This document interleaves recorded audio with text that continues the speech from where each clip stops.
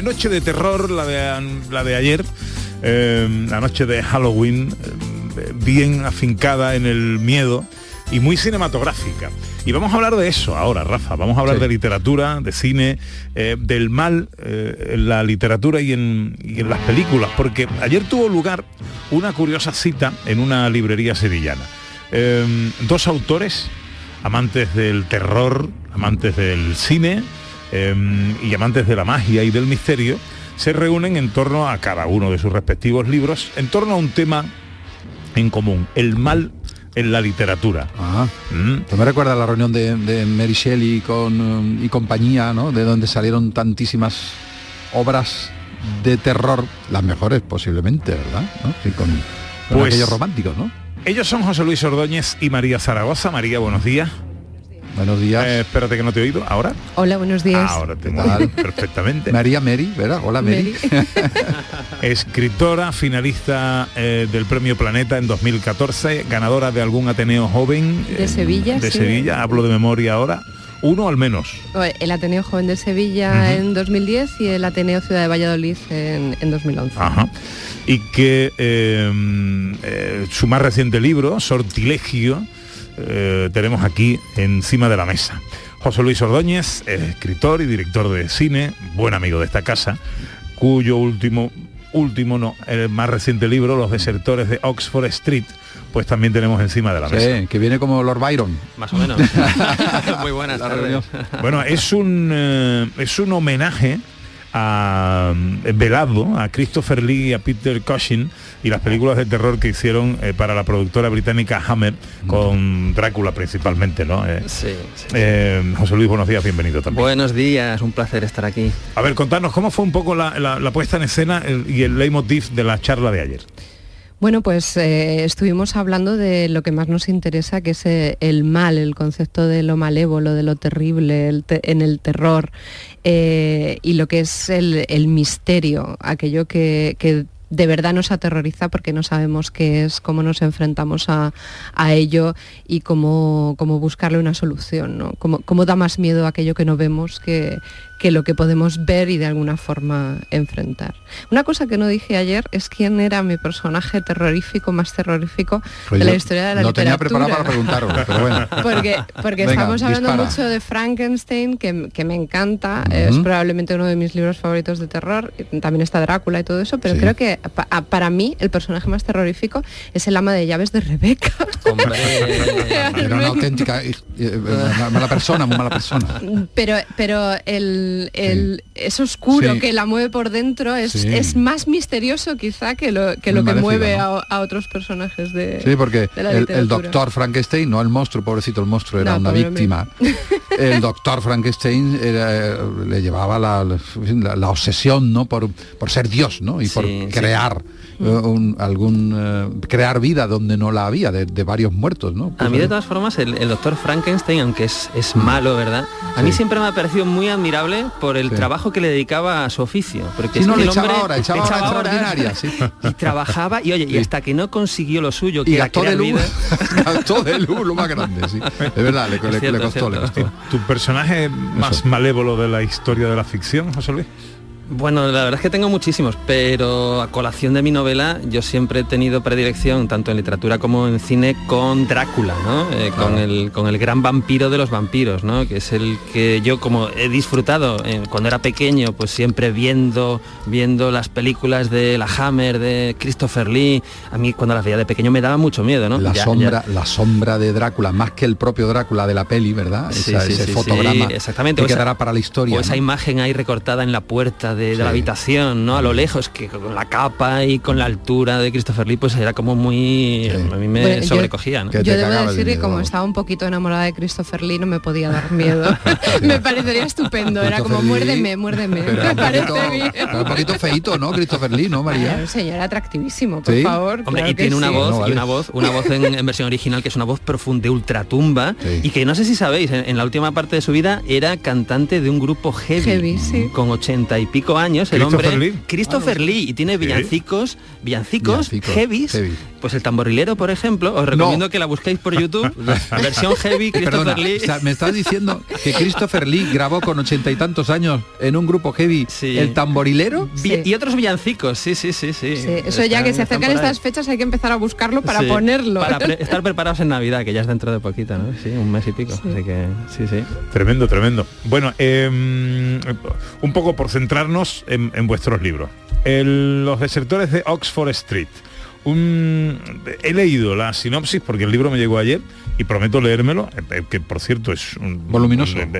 Es un homenaje a la literatura tradicional, con un voluminoso libro de más de 600 páginas, que es un planteamiento, no sé si hay que estar muy puesto en cine y en diferentes personajes que están ahí como haciendo cameos extraños para entenderlo, José Luis. No es necesario. La verdad es que lo que yo he pretendido con los desertores de Oxford Street es crear una historia de aventuras al corte clásico, pero que tenga elementos de novela fantástica, de terror, romántico, que evoque un poco a la novela victoriana, ¿verdad? Del 19, y meter todo eso en una trama que consiga que el lector recupere un poco la pasión por divertirse leyendo.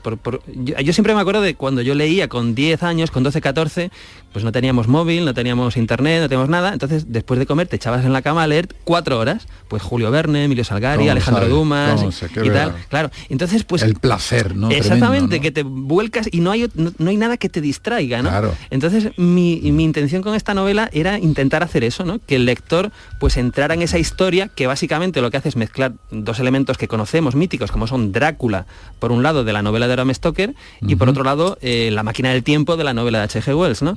Coger estos 2 elementos y tratar de crear algo nuevo, algo original y que sea atractivo para el lector. La película, ¿no? La de La máquina del tiempo, El tiempo en sus manos. El tiempo en sus manos es la adaptación que hizo George Pal, si no recuerdo mal, con Rod Taylor, era maravillosa. Es una de mis pelis favoritas de ciencia ficción. Es El tiempo en sus manos. Me dejó, impactado, ¿no?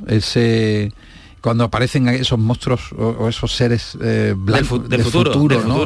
Y todo el mundo iba buscando en esta máquina huyendo, ¿no? de la sirena, ¿no? En esta máquina del tiempo que inventa el autor, pues resulta que no puede viajar una persona viva, tiene que viajar alguien no vivo. Muerto. Hay un pequeño problema.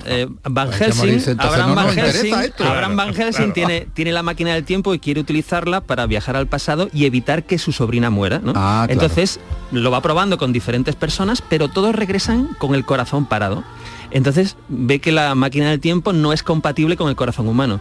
¿Qué pasa? Pues que decide, oye, ¿a quién conozco yo al que el corazón no le lata? Pues a mi gran archienemigo, que es el conde Drácula, que como ya está muerto, no le late el corazón. Pues ahora, el problema es que, claro, Van Helsing tiene que idear algo para que este vampiro le ayude, porque los 2 son archienemigos, se quieren matar. No, y que es bastante malito. Ese es un poco el tema, ¿no? Bueno, esa es la historia de los desertores de Oxford Street.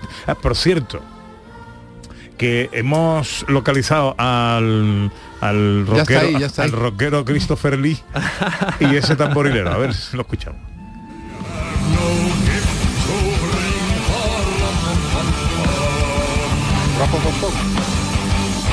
That's fit to give life pain.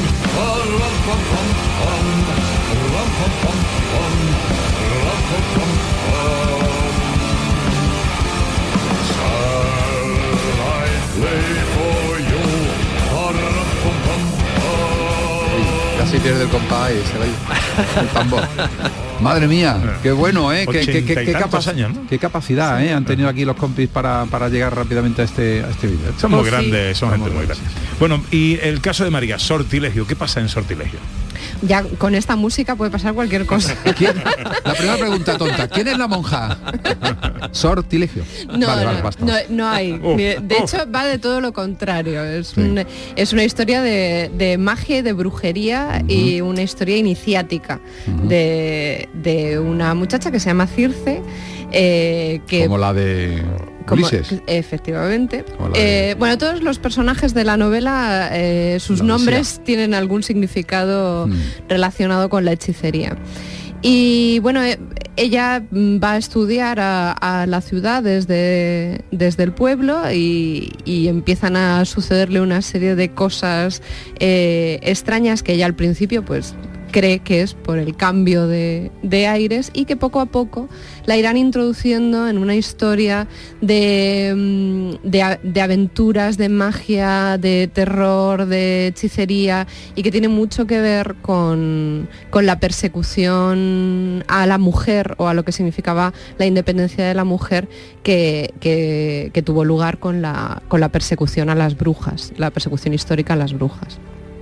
Entonces tenemos una novela que aúna muchas cosas. Me hace gracia porque cuando hablamos José Luis y yo de nuestros libros tienen una cosa en común, que es una historia de aventuras, pero que tiene unos elementos terroríficos, ¿no? En su caso es Drácula, en mi caso son las brujas, pero sí tiene ese componente de aventuras de grupo de amigos, en este caso amigas, que de repente se ven inmersos en una aventura que no esperaban y que tienen que resolver. Los 5 de Enid Blyton, me parece a mí. Ajá, hombre.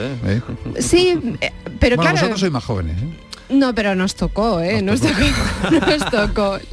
Se ha empezado a cuestionar si era correcto o era incorrecto hace 4 días. ¿No? A nosotros nos pillaron los originales. Sí. Es verdad, que ya se pone todo en tela de juicio. Pues sí. Bueno, el miedo en el cine. Tú también eres muy cinematográfica, María. Yo soy muy cinematográfica. Es curioso porque cuando escribo luego la gente me dice, tu libro es muy cinematográfico, estabas pensando, y yo en realidad cuando escribo no pienso en la versión cinematográfica, no lo pienso así, pero luego la gente sí lo lee así, lo cual tiene su ¿Y la encanto, peli para cuándo? ¿no? Efectivamente, eso es lo que me preguntan, como si yo pudiera elegirlo. Que estuviera en tu mano, ¿no? Claro. Mi pasión por el cine, hay que decir que me ha llevado en Los desertores de Oxford Street a dedicar la novela a Christopher Lee y a Peter Cushing, aunque sea título póstumo, ¿no? Pero les hubiera haya gustado, quedado, haya quedado. Es que me parecía inevitable porque yo tengo tanta pasión por la obra literaria como por las películas. Oye, ahora hay muchas películas que van a buscar el efecto, el golpedazo de sonido previo al susto, que ya pues, está la propia de La monja, ¿no? Que tanto éxito está teniendo, aunque de crítica no demasiado. Pero ¿cuál es vuestra película de terror favorita? A ver. Eso es una pregunta de Película Scream, favorita. es pregunta de Scream. ¿Scream qué significa? Hay una película de terror que se Ajá, llama Scream, Una saga, y ¿no? el Una asesino cuando va a matar a la gente le pregunta ¿cuál es tu película de terror favorita? Sí. Ahora el asesino está aquí debajo de la mesa, prepárate que va a salir con el cuchillo, vestido de... Yo tengo dudas. Yo tengo muchas dudas. Ayer hablaba pero... mucho de Alien, el octavo pasajero, que para mí es una película de terror. Ciencia ficción. Terror. Pero para mí es una película de terror porque prácticamente en ningún momento saben a qué se están enfrentando y eso da miedo. Es como un monstruo en una mansión, aunque sea una nave espacial, pero es un monstruo en una mansión, ¿no? Sí, pero claro. quizá me quedaría con Psicosis, fíjate. Pues si tú te quedas con Psicosis, yo me quedo con Halloween, la película del 78, porque en Psicosis la protagonista era Janet Leigh y en Halloween de John Carpenter la protagonista era su hija, Jamie Lee Curtis, ¿no? Y son dos películas, yo creo, extraordinarias, ¿no? Ujú. Qué bueno, pues son dos buenas películas, ¿no? Yo estoy de acuerdo, a mí me gusta mucho también Alien como película de terror, lo que pasa es que como ciencia ficción también me gusta mucho, ¿no? Sí. El Nostromo, a ver dónde iba y a ver qué se encontraba, y se encuentra una civilización y el robot que es un hijo de su madre también, Hombre, que no te enteras al sí, final sí. Que un robot, bueno, no quiero hacer spoiler, yo creo que la ha visto todo Yo el creo mundo. Hay que Alien, ¿no? hacerle caso al gato siempre. Sí, O sea, en este el gato caso sabe. el gato Ir es donde va el gato, fundamental. ir donde va el gato. ¿Dónde va el gato? Que se lo digan a la prota, ¿eh? A la prota en la Bueno, nave en final. estos libros sí. se pasa miedo, con estos libros, con su lectura. En Sortilegio concretamente hay un capítulo en el que sí.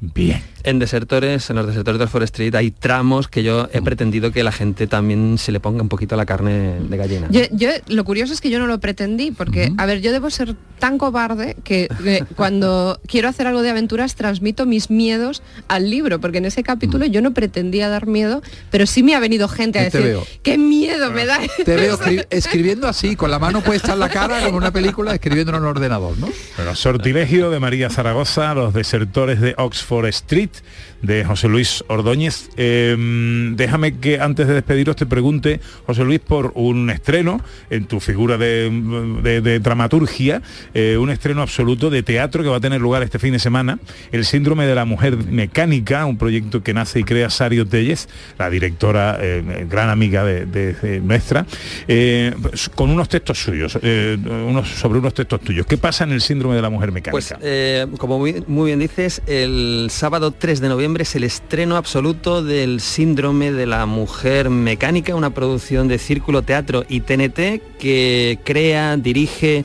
y protagoniza Sario Tellez, y donde se habla, en esta obra, se habla de relaciones de pareja, de micromachismos, en fin, de todo este tipo de cosas que al final son tóxicas y pueden y perjudican de hecho a la mujer. Hay que decir que para mí ha sido un placer colaborar con varios textos dentro de pues una autoría que se comparte entre varios autores, y que se estrena en lo que es el Meeting, que es el Festival Internacional de Teatro Experimental, ¿no? Con lo cual, bueno, pues yo creo que el otro día estuve en el ensayo, en uno de los ensayos, y creo que ha quedado algo muy potente y que Sario pues ha volcado ahí todo pues su trabajo, su talento. Y hay que decir también que para mí es un placer reunirme de nuevo no solo con Sario Tellez, sino con David Montero, que es el protagonista junto a ella de la obra, con los que ya trabajé en Perversidad en la 237 hace 8 años, ¿no? Pues José Luis Ordóñez, María Zaragoza, gracias a los dos por venir. Un placer. Por contagiarnos tantísimo terror, tantísimo miedo, y que vaya todo muy bien. Gracias. Muchas gracias. Un placer. Venga, enseguida el ventilador. Rafa Cremades y Pepe da Rosa. Aquí estamos, en Canal Sur Radio.